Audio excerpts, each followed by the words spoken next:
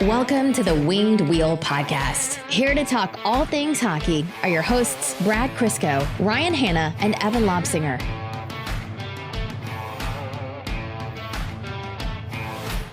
Happy 4th of July, everyone.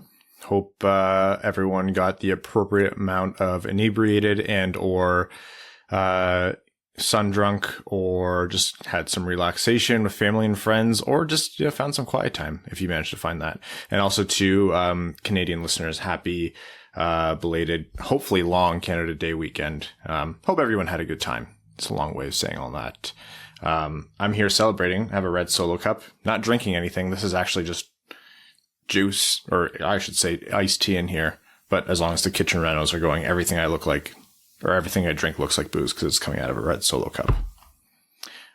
Brad, is this the first time we've had a double holiday long weekend and Evan has gone absolutely nowhere?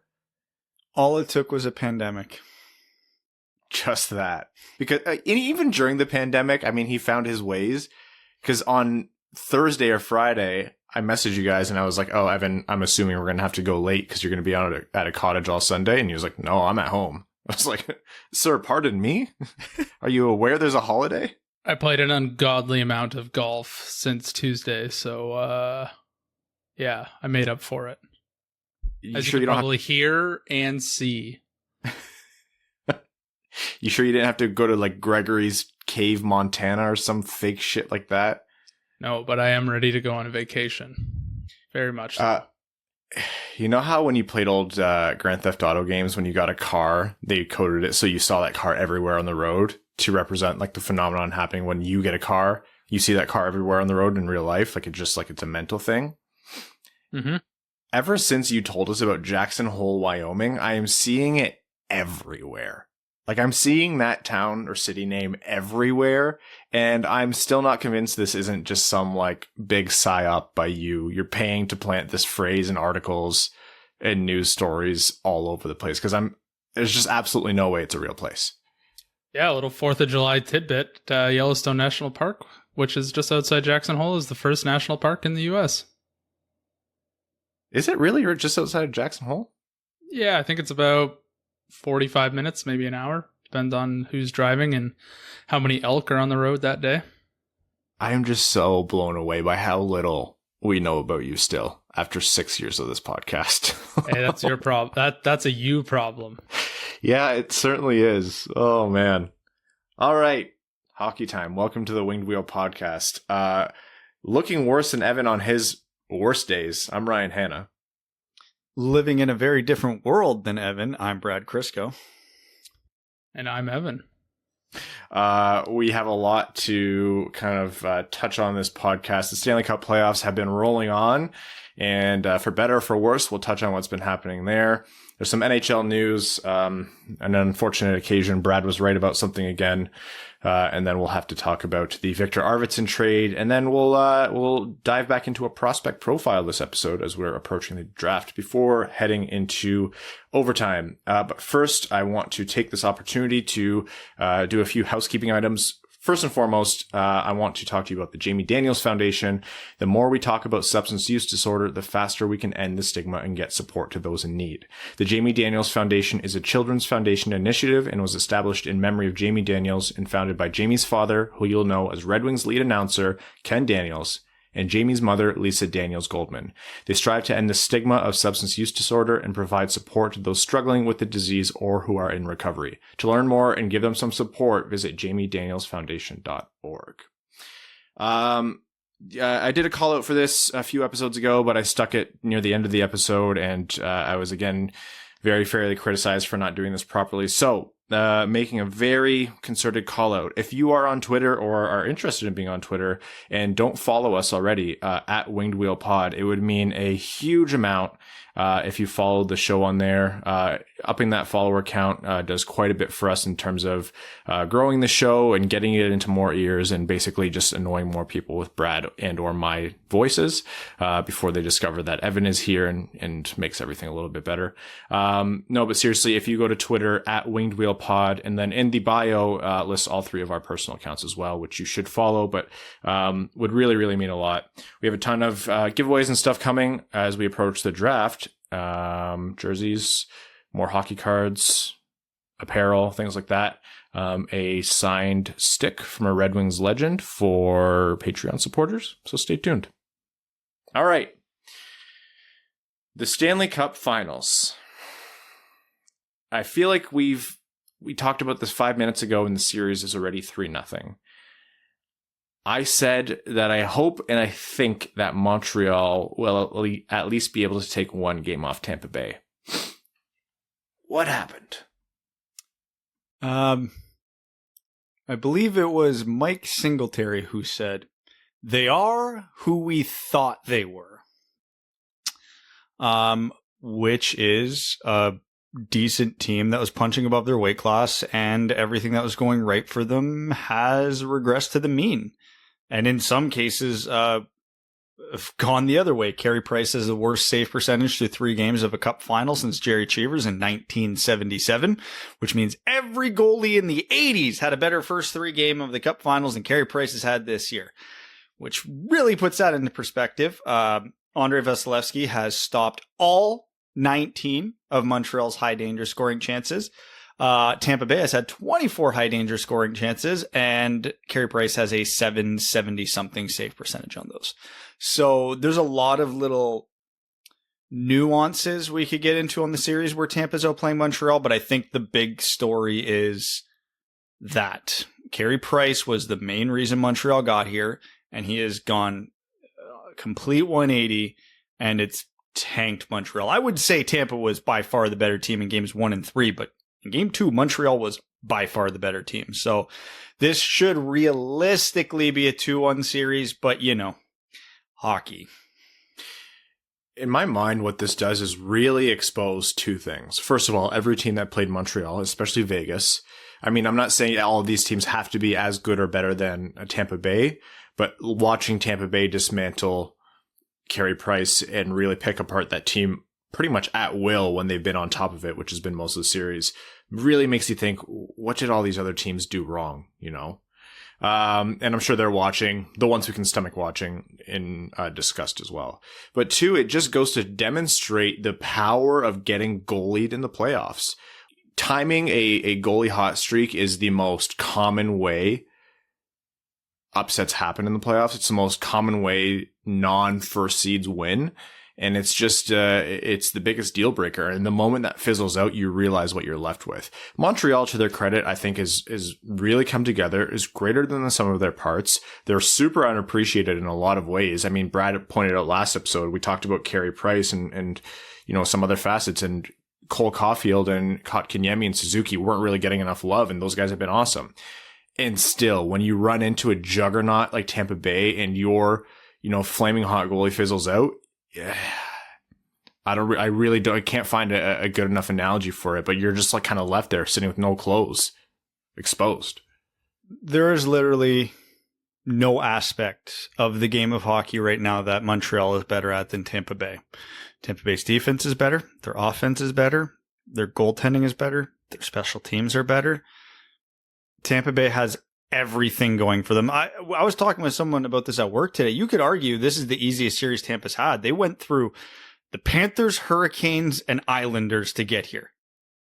Like, comfortably. Montreal without a super hot Carey Price is easily the weakest team they've played. And again, I don't want to, just throw a bunch of revisionist history here, because again, Montreal had full value for the way they were playing outside of Carey Price. Like, they were also all coming together at the exact right time. But I mean, Winnipeg isn't Tampa. Toronto isn't Tampa. Even Vegas. I thought Vegas would match up well to Tampa. No, Tampa is in their own tier. If they had Kucharov all year, they are not a 3rd seed in the Central. Now, if they had Kucharov all year, they're also losing some players. But either way, it's comical. Like, I've been making the joke in every preseason episode we do when we do our standings predictions. I think since the inception of this podcast, I'm picking Tampa every year until I have reason to otherwise. So Nothing's changed this year. They are the best team in the NHL. They are the best at almost every single position in the NHL. You could actually very reasonably make the case they have the best forwards, the best defense, and the best goaltending in the entire NHL. It's comical how much better they are than Montreal. Evan, you have a pulse on some Montreal fans. How are they feeling right now? Not good, especially after game 2, where I thought Montreal was the far better team in that game, and they lost.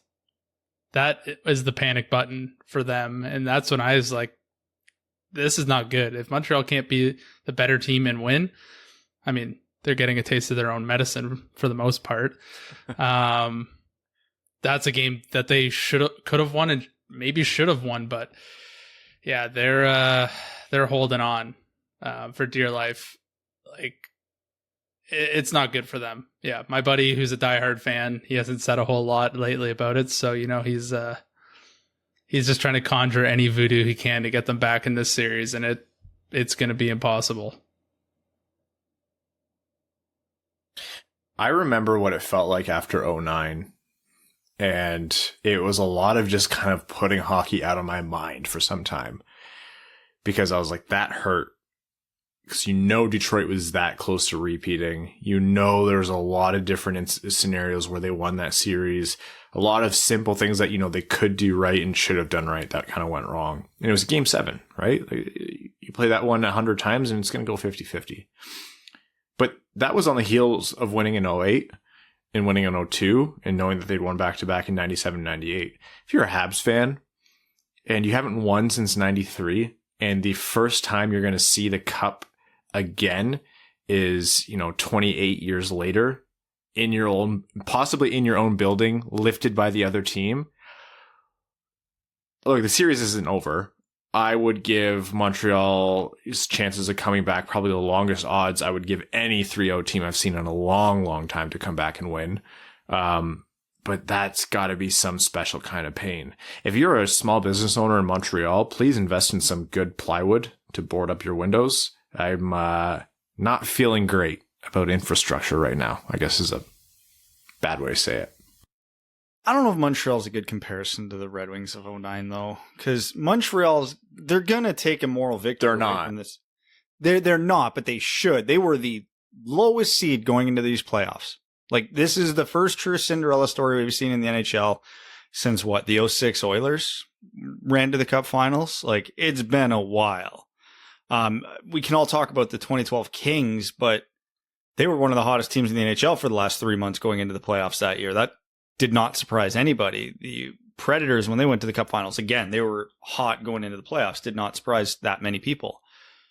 Montreal truly surprised everybody just by getting this far. They've been bad for a few years. I mean, literally, they got swept by the 1920 Red Wings. Like, come on. We joke about it, but seriously. And then everybody assumed they'd get obliterated by Toronto. They won. Everybody assumed they'd get obliterated by Winnipeg. They won. Everybody assumed they'd get obliterated by Vegas. They won. Everybody assumed they'd get obliterated by Tampa, and it's happening, but can lightning strike 4 times? No pun intended. Obviously, that's even longer odds. The Red Wings in 2009, we were expected to win. Like, in that 4-year span, the Red Wings should have had 3 cups. And I'll still argue that in 2006, they were the best team. In 2008, they were the best team. And in 2009, they were the best team. And if not for some bad luck and some bad decisions, the Red Wings have 3 cups in 4 years. There was expectation there. There was no expectation for Montreal this year. And I think that is going to be the biggest thing they need to focus on this offseason, because, again, we look at Carey Price over the last 3 years, and Montreal needs to look at this as it is. It was a fluke. Like, they played well, they earned it, but it was still a fluke and not sustainable. Outside of those 3 rounds, for 3 years now, Carey Price has been ordinary. So, if their plan is to ride him every year, they need to come up with a better plan. Look, you're right, Brad. I think that's the correct take. I don't think this is a team that should go full-blown rebuild and accept that we're shit, blah, blah, blah. I think they've uncovered a lot of, not hidden gems, but they really saw what they have in terms of their young core. And I think the correct take here is that they have to take a step back, not expect this every year, and continue to just build sustainably so that when they are true cup competitors, they're like that for longer. But let's look at the reality of this. Marc Bergevin's had a long time with the Habs. This is the first iota of like true, like, you know, fans are in the streets partying success that he's had. But before the playoffs, when there's a chance that they might get bumped out of that playoff spot by Calgary, we were talking about Marc Bergevin losing his job in the offseason. Marc Bergevin is not going to do a reset, rebuild, a step back, or lower expectations of absolutely any kind or any matter. He's going to be talking to the Molsons, the owners. He's going to say, yep, I've showed you what we can do. Look at what I've built. Give me the resources and I will bring in even more tools, and we are going to continue to target the cup now that we know that we're there. Whether or not he believes it, you know, that's a different matter, but that's what he's going to take because he has a job to protect. If he goes to the Molsons now and says, oh yeah, no, we're not going to touch the cup finals again for another 3 years because we have to do this, you know, slow and steady, that won't fly. So, and I'm not saying it's not going to pan out. You know, Montreal has shown that they can do it. I don't think it's all luck. I think a lot of it came into play, but you see a good foundation. But I still think of all the GMs primed to make some mistakes because they're not reading their situation properly, for better or for worse, Marc Bergevin is at the top of that list. And let me tell you, I have a lot of long daydreams as a Red Wings fan of Steve Yzerman calling Marc Bergevin and getting some first-round picks in 2022 and 2023 from him. Oh, I hope so. Tyler Bertuzzi seems right up their alley, so you never know what could happen there. But without getting into a full post-mortem on Montreal before they're even out, looking forward to next year, the divisions go back to normal. Montreal doesn't benefit from being in the weak division. Do they even make the playoffs next year? I don't see them as they are being better over 82 games than Toronto, Tampa, Boston, Florida. Not saying it's impossible. They're still a pretty good team, but they're not an elite team. So unless they take a wild card spot from an Metro Division team, I don't know if I'm picking the standings for next year. I don't think I have Montreal in the playoffs, which is crazy to say because they're in the Cup final. But like circling back to what I said, this is the first true Cinderella unexpected Cup final appearance in 14, 15 years. The long and short of it, before saying that the Montreal is definitely done, anything can happen in sports, is if your firstborn child is coming, do not pay thousands of dollars to miss the birth of your firstborn and watch another team lift the Stanley Cup in your barn, please. Whether or not that sign was a joke, I was like, oh, buddy, that did not age well at all. Does that guy know TVs exist? Like, is this his first rodeo? I have an inkling that it was just like a gag, but it was like, oh man, it is just not great. All right, let's jump into some NHL news before our prospect profile here. Victor Arvidsson traded away from Nashville to LA. LA acquired Arvidsson as they continued to build up some quality players and turn that team around in short order. Well, short, depends on who you ask. And in return, the Preds acquire a 2021 second-round pick and a 2022 third-round pick from LA. At first glance, I looked at this, I was like, that's it. But then you factor in Arvidsson's been not the same really since being injured in a pretty big way. Not to say he can't return, but it's never a guarantee after injury. And not only that, there was some Seattle expansion draft exposure considerations here from Nashville, which is how LA got such a, in my opinion, good price on this. But your thoughts on the deal? I mean, yeah, my first glance at this was that it was a phenomenal deal for LA, like a second round pick. We've talked about the odds. That's a 40% chance you get a serviceable NHLer. So Victor Arvidsson, even at a reduced capacity, is a serviceable NHLer. So at a reasonable cap hit. So that's worth it right there. And that's not even factoring in that, hey, he could bounce back. The injuries have derailed him. This is a guy who for 3 straight years was a 30 goal scorer not that long ago. I mean, I love this gamble from LA's perspective. I get it with Nashville, they were having exposure issues with the expansion draft. So this solves that, and getting a couple picks in return is better than losing him to Seattle for nothing. So I fully get it. I'm not saying this is a horrible trade for Nashville. I just think LA did phenomenally well. And you put he's going to have more of a supporting cast in LA, at least up front, than he did in Nashville. So you hope that the Kopitars of the world can, facilitate a little bit more for him. Not that LA's offense is light years ahead of Nashville. They're pretty weak there too, but change of scenery, you never know. So I don't know. I really like this trade for LA. Even if Arvidsson never gets back to full form, if he just keeps playing at a half a point per game like he did last season, it's well worth it. You may have seen me smirking. Arvidsson only scored 29 goals in 2017, 2018. So it was not 3 seasons in a row. Missed 4 games, 30-goal pace. Boom. Get absolutely well and truly destroyed, Brad. Keep the change. Now have Evan, without looking at his computer screen, tell me what Victor Arvidsson's jersey number is. Oh, God, I have no idea. Oh, you know what? In Evan's defense, nerds, and I'm talking to you, Rowan, remember jersey numbers that intently. Anyways, go ahead, Evan. It's not even on his elite prospect, so is that really even a legit question? Boom. That's what I thought. No, I think, you know what, I think this trade's pretty good on both sides. Like, if Victor Arvidsson can bounce back to when he was like scoring 30 goals 3 years in a row, he'd be an excellent addition on LA. And I think the price was pretty good coming back for the Predators. So they get a move on from Arvidsson. They get some picks back, and it helps them see the picture a little bit more clear with expansion protection. So I think it's a good move for both sides. One team gets what they want, and the other team gets a player who, if maybe insert a little bit further down the lineup now, can help find his game, refine that scoring touch.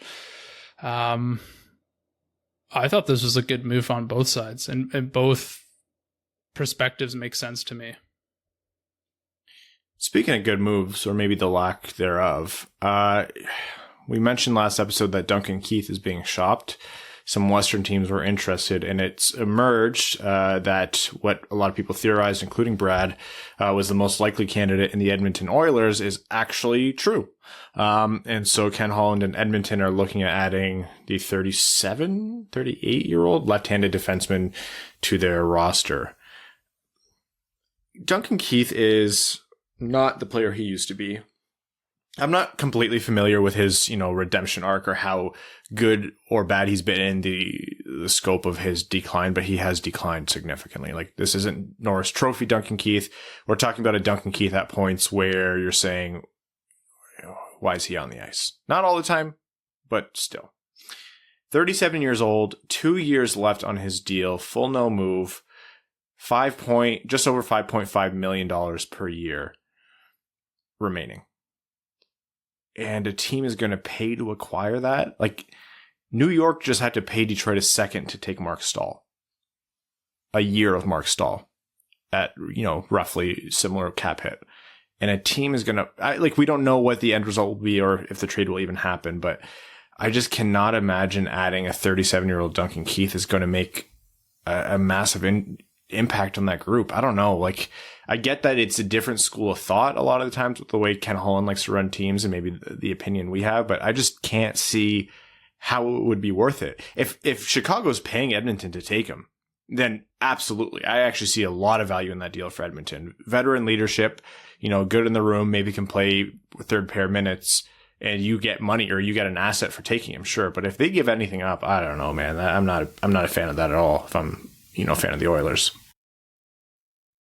Well, the rumors have been flying around. Apparently, the Hawks are in on Seth Jones, and the rumor is they want to get Caleb Jones out of Edmonton in this deal. I heard they were in on Dougie Hamilton as well. Yeah, they're trying to turn it around quick. So there's a lot of possibilities here. Again, if Edmonton's giving up any asset, I don't care if it's a 7th round pick. This is insane. Jay Fresh's report cards has Duncan Keith's WAR at a 1%. Which means he's statistically one of the worst players in the league. Now, my argument against that is he was still playing in a top pair role in Chicago on a weak team. So, of course, he was being thrown to the wolves. Do I think Duncan Keith is good? No. Do I think there's a world where he's a serviceable number 6 defenseman where half his salary is retained and, you get like a 5th round pick to take him from Chicago? Yeah, that makes all the sense in the world to me. Although Edmonton's got a ton of young defensemen and like they are just not finding spots for them, doing everything in their power to actually leave spots closed for them, which, we're getting the full Ken Holland experience this week. He signed an 8-year contract to a forward that nobody thinks is going to be good for 8 years. And then he goes and trades for an aging vet who's way over the hill. Like this is sometimes old habits die hard. Sometimes old habits don't die at all. There's a reality where this works here. There is a logical reality that works here. You get your asset from Chicago, you take on Duncan Keith's contract. Either Chicago retains half or you get an intermediary team to retain a bit for a pick, whatever. And then Edmonton plugs him in as the number 6D. And don't get me wrong, there's value to having Duncan Keith around the room. He has been there, done that, and Edmonton has not. At least not in any of their current players' lifetime. So I get it. It's just, we all know that's not how this is going to go. We all know Ken Holland's going to pay an asset, probably a half decent one, to acquire him, and it's going to go horribly. The surprising thing to me is apparently Seattle's in on this as well, which Seattle's got a smart GM and a strong analytics team. They are the last team I would think would be involved in Duncan Keith unless they were getting a very good asset with Duncan Keith to make it happen. I totally get it from a team like Seattle. Removing the wild expectations of them doing the same thing that Vegas did. You are a new team. You want a face and you want a personality and you want character on your team and you want that established early. When people talk about winning culture and locker room culture and things like that is not nothing. Like that's not just always coach speak. That's not just a way of saying, I don't understand how hockey teams win. That's real. And you don't have to have played hockey to know that. And you can see it on the ice when you see teams that are, look at the Toronto Maple Leafs. They are arguably at any given point the most talented teams in terms team in the NHL in terms of who they have on their roster, and they can never put it together. And a lot of that is surrounding, the culture of success, the culture of winning. Red Wings fans are incredibly familiar with that. When you are a team like Seattle and you're working from a blank slate, you have a lot of advantages, but you also have a lot of catch up to do to build that culture. And you have one shot to get it right early. You bring in a veteran who has cup success and is well respected by players and fans and, executives around the league. I do see an inherent value of having a Duncan Keith on your team. Not, he shouldn't be your first pairing D, but I see the value there for sure. And then you add the kicker of if they can get an asset from Chicago to take him, then yeah, that's a smart GM doing a smart GM thing. But I think Seattle's in a different position than the other 31 teams here. I mean, that's the exact benefits I laid out for Edmonton, like almost verbatim into what they need and what they would be getting with Duncan Keith as long as the cost is right and the deployment is right. Again, I'm going to repeat, I have zero faith in either of those things happening, but that would be the ideal situation there. Yeah, Seattle makes sense from that standpoint, but at the same time, there's going to be a lot of players like that who you can just have in the expansion draft. So if Chicago's not giving you an asset to take them, there'd be no point because the big rumor right now is Mark Giordano's going to be exposed in Calgary. So if you want Duncan Keith, you can have a Mark Giordano, less cups, but like no cups, but he's been around the block for almost 2 decades. So they'll flip Giordano though. He's too valuable to keep, right? Yeah, exactly. So I'm just saying there's a million ways they could go with this. But yeah, we jokingly said when Duncan Keith requested the trade, this has Ken Holland written all over it. All right. Duncan Keith has dual citizenship with Great Britain, UK. Really? Yeah, it's on his elite prospects.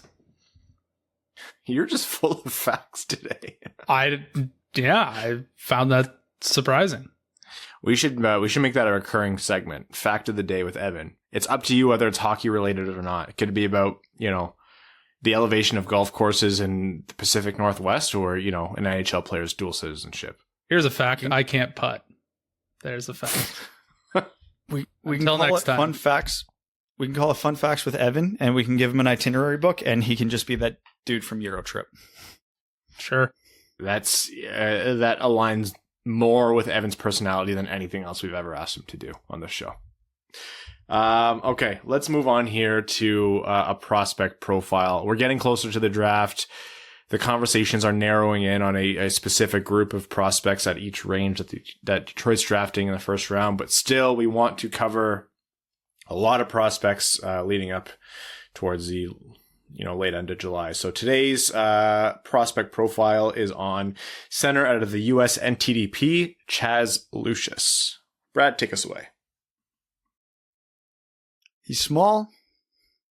He has a lengthy injury history. And yet we're still talking about him as a legitimate top 10 candidate. So what does that tell you immediately without getting into who he is as a player? What he's good at, he is exceptionally good at. And for Chaz Lucius, that is scoring goals. And despite being small, almost all his goals come from the home plate area in front of the net. He has exceptional hands in tight. Like, easily best in the draft. I don't care how skilled Kent Johnson is, how tough and good with the puck Mason McTavish is. You get anybody in this draft within 15 feet of the net, you want that to be Chaz Lucius.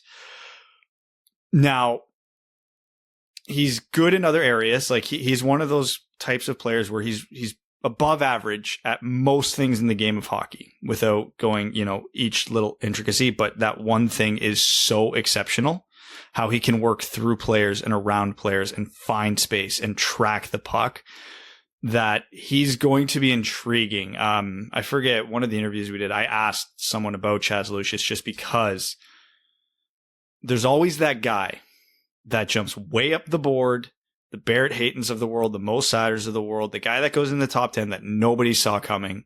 But when you look back at it in hindsight, a lot of the time you probably should have seen coming. I have no basis for saying it, but my gut tells me that could be Chaz Lucius in this one just because of how exceptional a goal scorer he is. And he's got a really good shot as well. So he is dangerous from distance as well. So he's a fascinating prospect because we know what he's great at, but we haven't seen him play a ton relative to everybody else in this draft because he has been hurt a lot. If the Red Wings were 3 to 4 picks later, I would be seriously looking at Chaz Lucius and saying this might be the gem that you can get at pick like 9 or 10. Everything Brad said was right. There's a lot of apprehension for Lucius because admittedly he's not, wonderful defensively. Once you get out of the offensive zone, what you can speak of positively for his game off the puck goes away quick. And his skating isn't the best. And that usually adds, you compound that with the injury history and you're like, what kind of player are you going to get at the NHL level here? Will he stick as a wing? Will he be able to do what he does? I have a lot of confidence that if he makes it, he'll make it in an impactful way in the NHL. Everything that Brad mentioned just speaks to his prowess in the offensive zone. He's able to score. He's able to score from not the dirty areas, but high danger areas. And that's not a coincidence. Like he has the offensive intelligence to get in those spaces, find the space or create it for his teammates even, and really kind of laser that shot in. He can shoot through traffic super well. It's not like he has this unreal clapper or anything like that. He's just a super smart shooter. I think there's a lot to be said about his playmaking as well. The shooting and the goal scoring is the hallmark of his game, but he does have that playmaking ability, which comes from an all-around intelligence in my mind in the offensive zone. You'll see a lot of people write about Lucius drawing players away or creating space or finding space, and it does not take a lot of film to realize that that's what he's able to do. In my mind, from this, and I'm looking at this from a Red Wings perspective, there are too many similar level talents with less risk for me to rank Chaz Lucius super high at 6 overall for Detroit. But for those who have him up there, I do not begrudge them at all. I can't sit there and say that that's a bad ranking, because if Chaz Lucius, breaks through and he really pans out, Brad's right. You're going to be talking about this guy like, how did we miss him? So it's just about risk assessment there. This would be a way easier call for me to say, take Chaz Lucius if Detroit is picking, 9 or 10. Yeah, I think I see him more as a winger in the NHL just because his skating is not great. mind you, I think a good skating coach could drastically improve his skating ability. Either that would make him a competent winger in the NHL, or if all the stars align, maybe he could play some center. But his defensive game, because he does cheat offensively a little bit, his defensive game doesn't seem that all that great to me. So that's where I keep thinking he'll end up being a winger. But his goal scoring ability is undeniable. Like, he has goals in every single type of way, and scouts and GMs will jump for that. So I wouldn't take him at 6, that's for sure. But if he's laying around at 23, I would be shocked, and he's an intriguing pick. I would have no problems with Detroit taking him. I think if he can work out his skating and get some defensive zone teachings, he could be a very good player in the NHL. I don't think we should be so quick to dismiss him at 6. Again, not my pick on my rankings. He's in that tier, that second tier for me, though, for whatever that's worth, which goes to, I think, pick 13 in my rankings. If he did what he did over a full season sample, there's no way he's not a favorite to go at 6. He's that good. And he was scoring at the USNTDP at like a goal per game pace, which is crazy.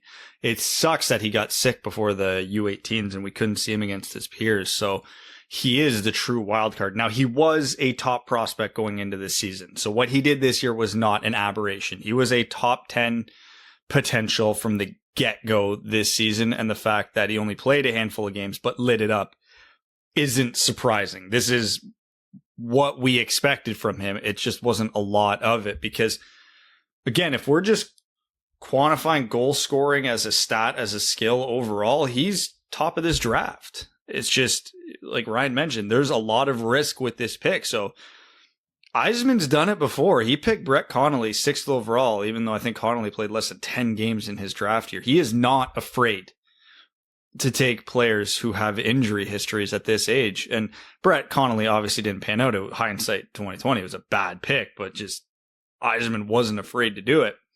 So, and I think Chaz Lucius now has way more upside than what Connolly did when he got picked. So I'm not going to be mad if the Red Wings pick him. I will be nervous because of all the risk associated with it. But if Lucius hits, like he hits, a lot of the reasons Caulfield and DeBrincat fell are some of the excuses I see around Lucius, and we know how those played out. So I'm not saying it's a 1-to-1 comparison. I don't think he's as good as either of them, but it is worth mentioning. It's funny because this is the draft where I was like, and I think broadly this still holds true for me. But coming into it, I said there's probably a group of 8 players, any of which I could be equally happy with. But even now, I'm zeroing in on like 4 or 5 guys, which is about the range that we get to if Detroit's not drafting first or second, which doesn't happen if you're a Red Wings fan.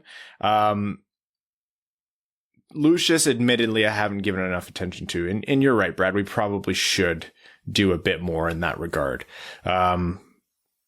Yeah. Some teams this draft are going to take risks and they're going to get burned for it. They're going to waste some serious draft capital. And if you're a team like the Buffalo Sabres, that's going to hurt you in a big way. And some teams are going to take risks, maybe on a guy like Lucius, maybe on a guy like Edmondson, where a lot of people have fears about his game, and they're going to look like geniuses for it. And there's going to be so much, clarity and retrospect, and there's going to be a whole lot of 2020 hindsight in a year or two. A la Quinn Hughes. I'm still not pretending that everyone was right about Quinn Hughes. Like, it's ridiculous, the retroactive or the retconning that goes on about Quinn Hughes.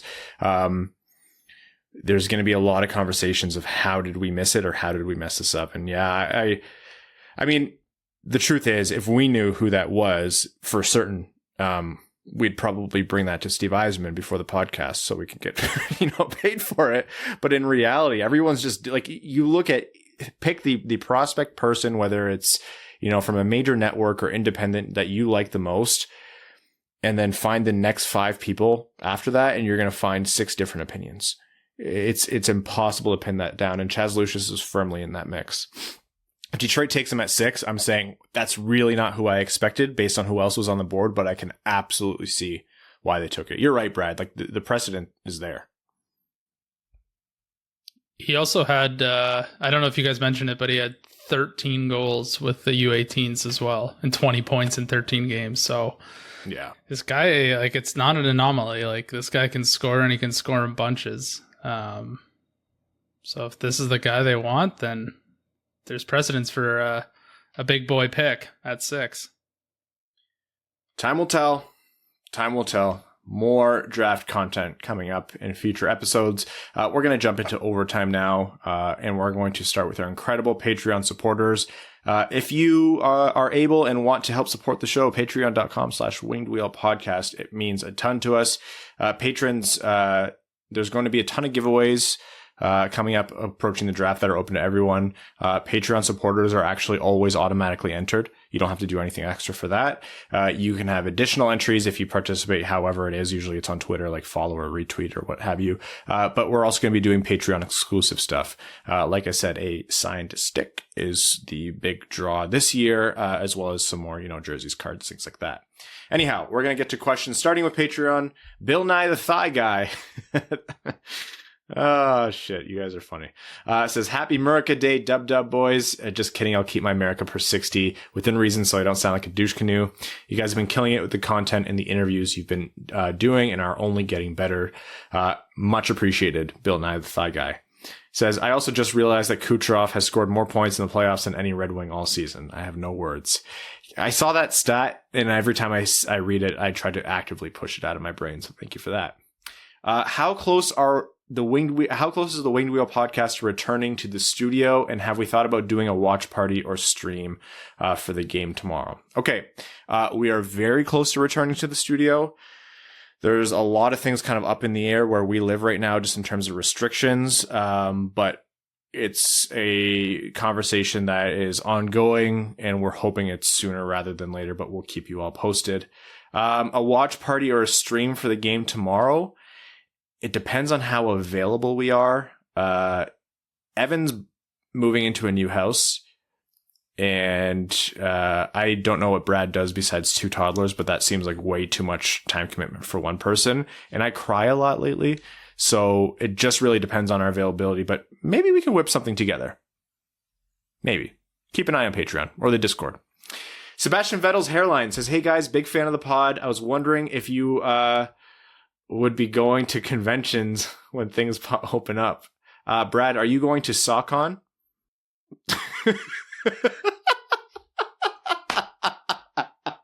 I thought he had you. I thought he had you with that one. Have you heard it, or did my grin give it away? It's pretty goddamn obvious. In all seriousness, though, how many years did Bergevin extend his tenure with this deep cup run? Thanks for all you do. Peace. I'd say he gets at least 2 more seasons after this. And as long as it's not catastrophic, if he makes the playoffs in both those years and still gets bounced, yeah, I'll say 2 more seasons guaranteed. That's my thought. I say if he misses the playoffs next year, he's gone. If he misses the playoffs. Because again, It doesn't take a rocket scientist to figure out this is their aberration. This is not normal. This is not repeatable. So if he does it, now there's a reality where he improves a team in the offseason and they actually are legitimate contenders. They are only a couple pieces away, so it's possible. But if he doesn't and they miss the playoffs, yeah, I could see him getting kicked quickly. Josh Brink says, getting past the cap issue, looking at you, BJ, where does Kucherov rank as a player in the NHL right now? Quietly, he's had 2 dominant back-to-back playoff runs and has shown how invaluable he is to this Lightning team. Obviously, McDavid is number 1, but would you put him in the McKinnon, Matthews, Eichel tier? Thanks for the great content. In the world of podcasts, you guys are in the McDavid tier. That is incredibly kind of you to say. It depends on the tiers, because my tiers right now are McDavid's in his own. Then I have McKinnon and Crosby kind of in their own, and then I would say Kucherov's in the mix for 4th best player in the world right now. If Kucherov's name was Donner McCrepid. Dude, what happened? All right, hold on. Oh my God. Fast, I don't know. Right, fast. Face, arm. How do we check for a stroke again? Oh my goodness. Symmetry.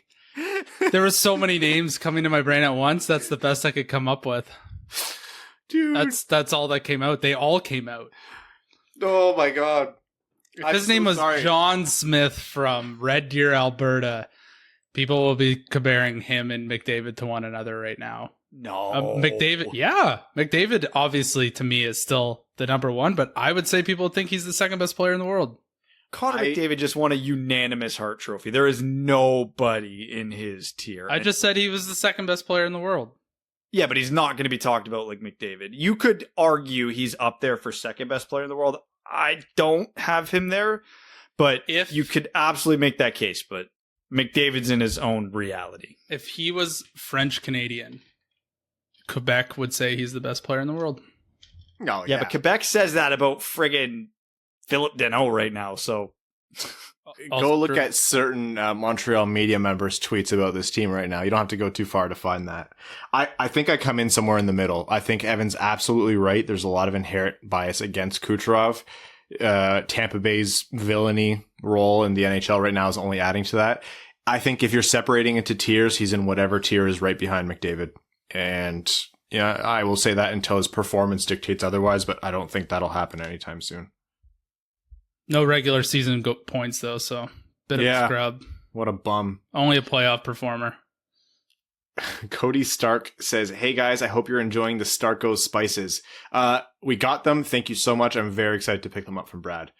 Elska Lucille Stark was born on July 1st. Cody, congratulations, buddy. Newest fan of the Winged Wheel. No, I'm kidding. Newest Red Wings fan. There is a Winged Wheel podcast onesie coming her way. But seriously, that's incredible news. He says she was about a month early, so she's been in the NICU, but she's doing so well, and so is mom. Hoping to be home soon. Her first question for the Winged Wheel podcast boys: when should my parents put me on skates? ASAP. That's up to her. Every kid's built different. We had Mika up on skates when she was about 2.5, and it went really well, obviously. Hank is an animal, so we're probably going to have him up on skates this fall, and he turns 2 this fall. So, some kids, if they're late developers in terms of size, you might have to wait a little longer. It's entirely up to them. It's more physiological than it has to do with age, honestly. Yeah. In terms of built different, Hank is truly built different. That dude's a monster. But no, Cody, seriously, congratulations to you, and Mrs. Stark, on the birth of Elska. Really, really exciting. I've been waiting for that news, actually. We've been waiting for it for some time. So, that's really great. And hopefully you guys get to go home soon. Matt S. says, I guess we can't have nice things this year because it looks like the luck has run out for Montreal. I'm still hoping for a 2010 Flyers or 2014 Kings who come back from a 3-0 deficit, or at least like 2011 Detroit, and make it competitive to get to a Game 7. We'll see tonight. Keep up the good work as always, Dubs. We are spoiled with the content you three provide. Thank you, Matt. League maximum fine of $5 says, what's the most likely candidate in the Red Wings system to greatly outperform their draft slot that was drafted in the second round or later? I think right now the answer is pretty obvious if we're being honest, and that's Albert Johansson, because he already kind of has, and he hasn't even got to North America yet. So he's probably the best bet. Wallander, if everything goes right for him, like we said, but that's a long shot because he does have a long way to go and he is a project, but the tools are there. No other super strong candidates. Maybe Berggren was a second round pick, but yeah, I'll say Johansson. Yeah, Joseph mentioned Berggren, and I think that's a really good point there. But yeah, those defensemen that were kind of taken in the second round or second and third rounds are probably, in terms of surpassing their draft value by the most, that's where you're going to find the most. But no, Berggren, just by nature being drafted so close to the first round, I think will be there as well. Colorado 14ers says the Tampa Cap circumvention method is easily fixed by mandating playoff rosters only being comprised of players who played a certain percentage of regular season games. MLB postseason players have to be on the active roster by September 1st, and I don't think that's unreasonable. Sure, guys like Caulfield wouldn't have made it this year either under such a rule, but as a wise man once said, there's no solutions, only compromises. To me, this is a good one. You know, There is a simple solution here. Enforce the cap in the playoffs. Your nightly roster has to be cap compliant. Now, if in the playoffs you can carry expanded rosters because of injuries and yada, yada, yada, and that is totally fine. If the crew you are traveling with is worth $150 million, fine. But the team you are actually putting on the ice has to be cap compliant. It's that simple. So if you have to scratch an Alex Killorn and a Ryan McDonough because you're 10 mil over the cap, so fucking be it. That's the rule. That's the cap. Carry as many players as you want, but your game night roster is under the number. Okay. Jonathan Melwish says, hey guys, which playoff team this year will have the biggest drop off next year? Oh, I think the obvious answer here is Montreal. Cup final to probably not making the playoffs. That's my bet. I don't know. I keep feeling like the cliff's coming for Boston, but it never friggin' happens. So I've stopped betting against them. So I don't know. I think Montreal's the obvious candidate, and I don't see a lot of other good candidates. If Nedeljkovic doesn't repeat and they lose Dougie Hamilton, Carolina could be a dark horse team to get worse, but yeah, it's obviously Montreal. Jeremy Dahl says, hey guys, fantastic work as always. So the Canadiens haven't even been leading at all this series. As the residential hater of all Canadian teams, this brings me great joy. Do you think this will save us from a copycat league copying their boring shutdown style? That's my biggest concern. No, because shutdown styles are how a lot of teams who are under-equipped in terms of offensive talent, that's how they deploy their systems to compete with set teams, offensively talented teams in the playoffs. So I think that's just a natural thing that's going to happen. Some years it's more effective than others. Montreal had to have a lot go their way this year for it to be as effective as it was.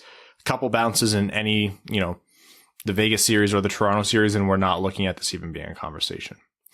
Also, can you do me a favor and post your top 6 prospects in the draft? Every year when they pick, I frantically write down the players you guys are excited about. So when I'm stuck at work during the draft, I know if I can be excited. I was excited last year when we got Raymond, all because of you. A list would help. Cheers, boys. You're fantastic. Can't wait to listen to you slam the Habs. Wow, you were right on that one. We'll have said list out very soon. There's a lot of that content and we're going to build it out properly for you. So stay tuned for that. Oh, I think this might be one of my favorite names in a while because I hope it's recurring. This is from Hey Evan. The question is, hey Evan, if you had to fight third graders and they come at you in waves of 10 and occasionally there's a 5th grade boss, how many waves would you survive? Just trying to remember how big I was in grade 3 and 5. I think I'd beat that ever-living hell out of a good solid wave of grade 3s. How many did they say? 10? Yeah, waves of 10. Oh, those are big waves, man. Waves of 10. Evan's not making it to the third wave. We know what your cardio's like, man. That's true. That is true. But no one said how long each wave is. So as long as you survive. I can time this out, but I think I could get through a few waves. I think I could get at least 5 waves of kids. Oh, that's 50 kids. Dude. They're small. You only have to apply so much force to take down a third grader. But they're wily. Like 8 and 9-year-olds are wily. And like the kids dirty. I have no hip flexibility, so they're nice and low. I'm just gonna roundhouse kick a bunch of third graders. That's gonna get clipped. Sam W says, hey WWP crew, who are some players on other teams that'll have some value, but have a contract that's a bit too heavy, but just for 2 to 3 more years? Like you mentioned, we can afford to take on a bit of contract, fill out the roster, and maybe get an asset to return in the process. So the obvious answer here is Tyler Johnson, and we've talked about that because he was waived last year, or at the beginning of this, I guess what's still this season is happening right now. Does Jake Gardiner qualify for you here in your mind? Because he's got 2 years left at just over $4 million. I mean, I would take him for an asset, yes, but I don't think Jake Gardiner is a very valuable player. I mean, he'd be fine, but yeah, not one I would go out in hopes of giving the team a boost. He'd be better than Mark Stahl was, right? In Blashill's system? Yeah. I don't think so. Like, Blashill's system is tailored to guys like Mark Stahl. So it's not, we shouldn't be surprised Stahl had a bounce back year, like hindsight being 2020. I don't think Gardiner survives in it, or survives is the wrong word. Thrives is probably a better word. I don't know. I'm trying to think around the league of teams that are in cap trouble where there might be some decent contracts. Like looking at Vancouver, I'm not thinking of a lot. Tampa, Vegas. Well, Tampa, you could say for half the roster. Vegas, I don't know of any good candidates that they wouldn't just want to keep for obvious reasons. So, yeah, I don't know. I'm not coming up with great answers here off the top of my head. Clint Benesh says, hypothetical, let's say Yzerman wants to get into the top 5 of the draft this year. What would be a good match for the expendable assets the Wings currently have for one of the top 5 teams? The twist, Yzerman also wants to keep his 6th overall pick. I'm not going to advocate for this, but for the sake of the hypothetical, I think Buffalo is a team that needs to have as short of a rebuild as possible, considering they're on the 3rd try of the same rebuild. If the Red Wings offer pick 23, they have lots of seconds. They have lots of thirds. I don't think Yzerman's offering any firsts, even in a hypothetical from future years. Pick 23 seconds. If he wants to move a guy like, I don't know, Veleno, Berggren, Zadina even, you can probably, I think first overall this year, you can pry away. Again, this isn't something I would do. I wouldn't advocate for it, but I think it's workable, and Buffalo would be interested because they'd be able to add more high-end talent and volume because they're losing high-end talent and volume right now. So I'll counter one point. I think Seattle and Anaheim are more likely to move their pick because Seattle, they need volume, so they'd be a contender to open it up, but I don't think they would be willing to trade out of the top 10. They need that excitement for their franchise. So I would look at Anaheim. That's 3 picks. Without giving up 6, though, like seconds aren't getting it done. Like it's got to be like 23 and Zadina. Like they're not going to consider anything less than that. They'd be crazy to. Like you're not giving up 4 second-round picks and pick 23 to get the 3rd overall pick, even in a weak draft. So I get it, but you're not getting there without pick 6, honestly. Dylan K says, hey guys, I have a lot of fun going back through old shows during work and loved hearing old takes with the benefit of hindsight. Question for all of you, what past take on a player, prospect, or anything else are you most proud of looking back, and what take are you most ashamed of? Oh, the one I constantly bring up is trying to defend De Keyser's contract because I thought he would still continue to develop further. That's one that was, bad from the start. So again, hindsight's 2020, but yeah, that was one where I still look back and I'm like, oh yeah, we missed quite a bit. I'm trying to think of one that I or we got really right. I don't know what else you guys have in terms of like your worst takes, but what are like the best takes that you have? The problem is I don't have a good memory for like we talked 5-6 years months together. Like I know going back a couple of years, I was really bullish on Zegras and Caulfield in their draft year, and that's looking pretty decent so far. I was bullish on Kirby Dach the other way, and that's looking pretty bad so far. But again, the term is bearish, you paper-handed bitch. Whatever. Like me with AMC. Yeah. But yeah, but those are relatively recent, so those could still swing, right? So I can't even sit here and say the one I was right on in a bad way is I hated the Rasmussen pick when we made it, and we were right to. I was big on Suzuki and Liljegren, so Liljegren I was dead wrong on. Suzuki I was dead right on. So yeah, that's as far back as I can remember before it starts getting to be bad. Zegras is we talked about this last episode. We already did too much of a toot our own horn here. And I think Evan made fun of you for it. But the Zegras thing is one where I felt very strongly about Zegras, and he so far turns out to be panning out well.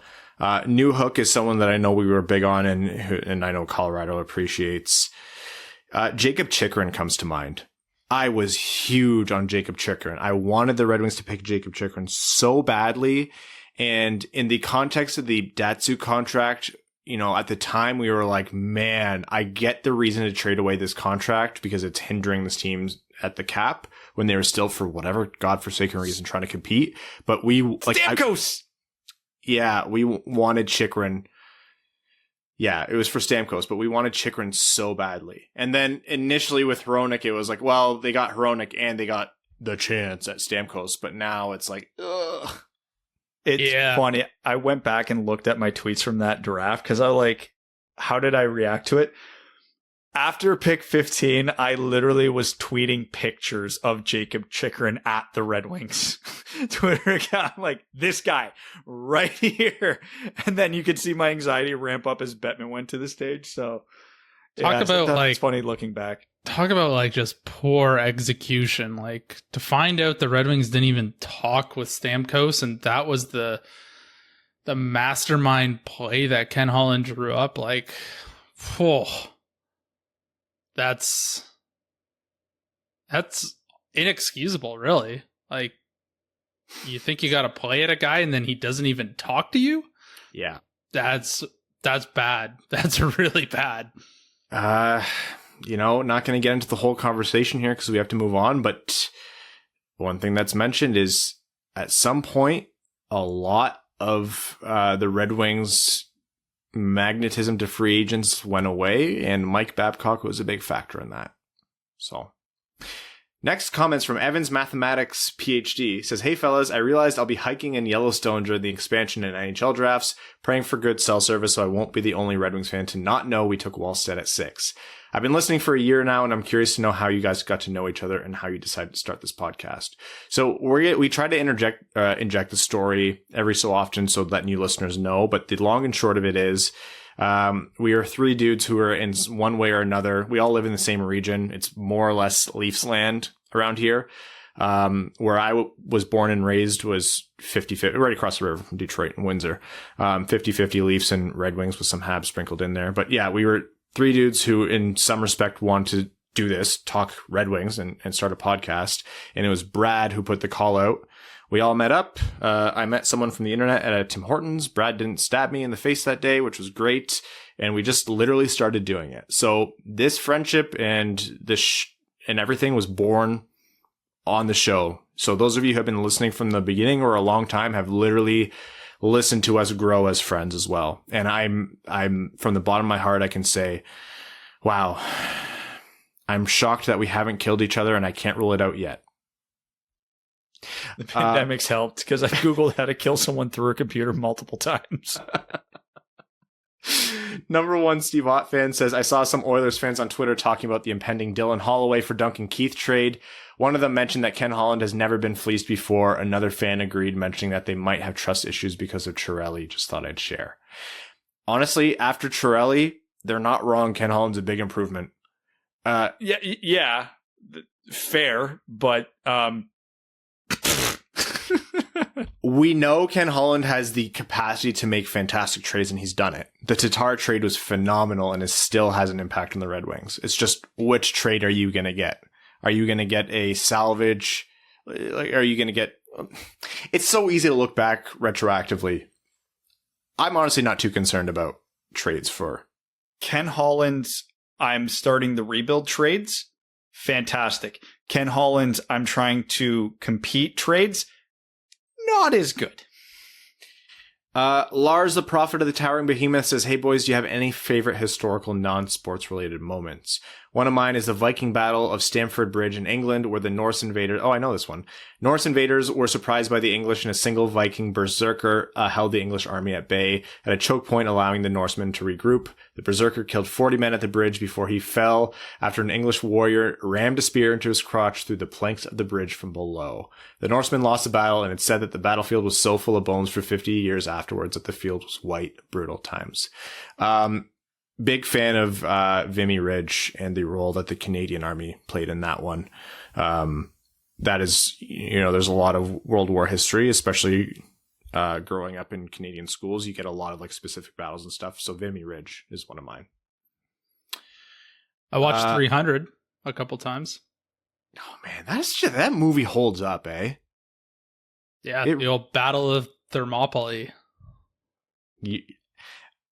Honestly, Patreon exclusive. Yeah, sure. Let's put a GoPro on you for 18 holes on a golf course. But even more than that, give you a cup of whatever, like a glass of whatever drink you want, a cigar, and just talk about history or facts or whatever. Sure.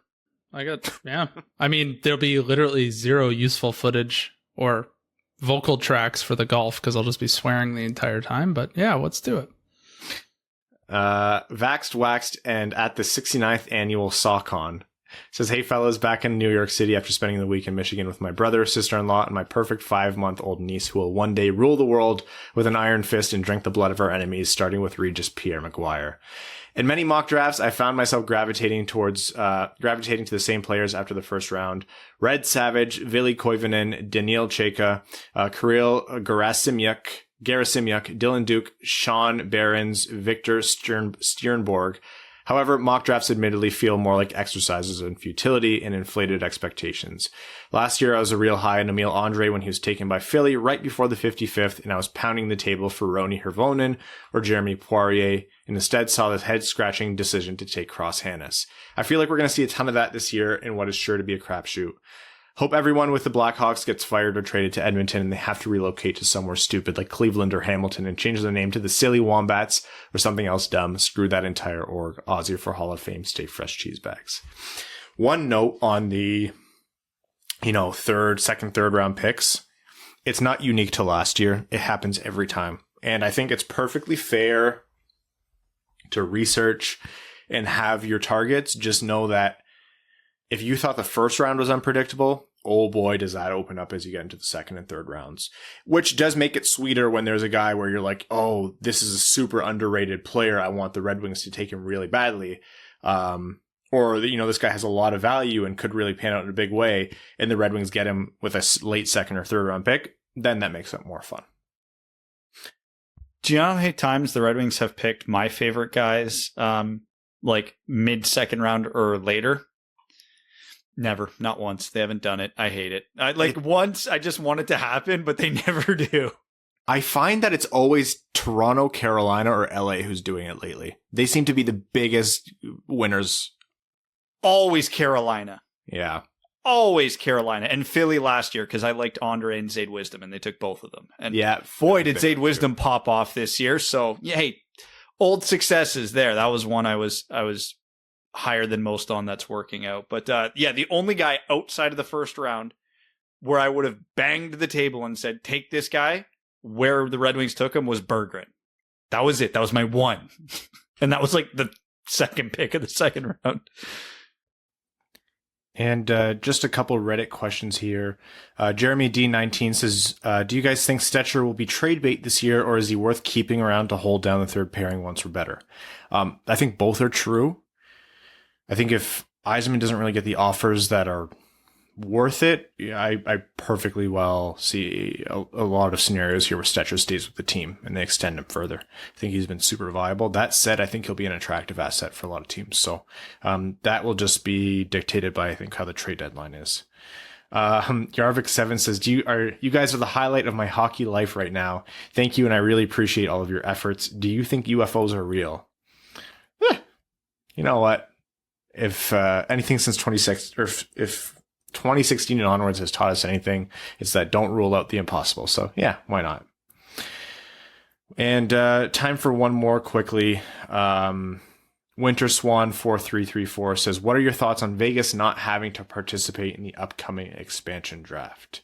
Before the expansion draft happened, it was easy to say that it was the right move. I think if the NHL knew now what they knew now back then, phrase that poorly, they wouldn't have made it this way, but I'm not too bothered by it. It kind of is what it is.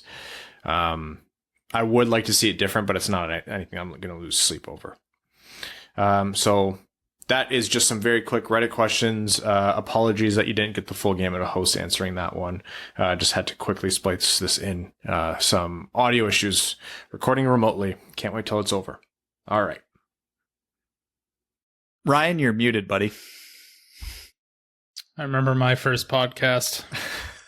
All right, we're going to wrap up this episode of the podcast on that note. We'll be back with you midweek. Thank you all so much for tuning in. Again, for those of you who are offering your support and following us on Twitter, thank you so much. Thank you to our Patreon supporters, everyone who listens, everyone who's left reviews on iTunes. You all mean the world to us, and especially Evan. You're the only thing he cares about right now, because golf is his enemy because he can't putt.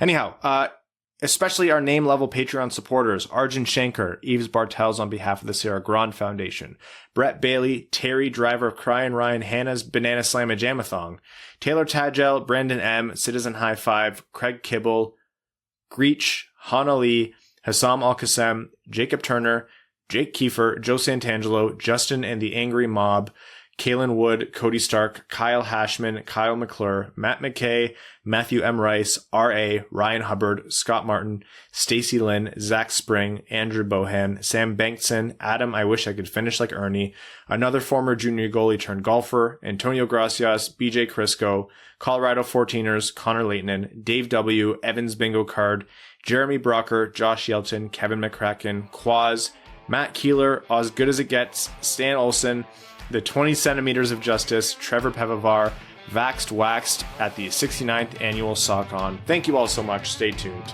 for the midweek episode. Thanks for tuning in to the Winged Wheel Podcast. Be sure to check out wingedwheelpodcast.com, where you can subscribe to the show on iTunes, Spotify, or wherever you get your podcasts. You'll also find links to other ways to support the show, such as Patreon, official podcast apparel, and more. And don't forget to follow the show on Twitter at Winged Wheel Pod. And of course, the hosts at Brad Crisco, at Ryan Hanna WWP, and at Hockey Town Evan.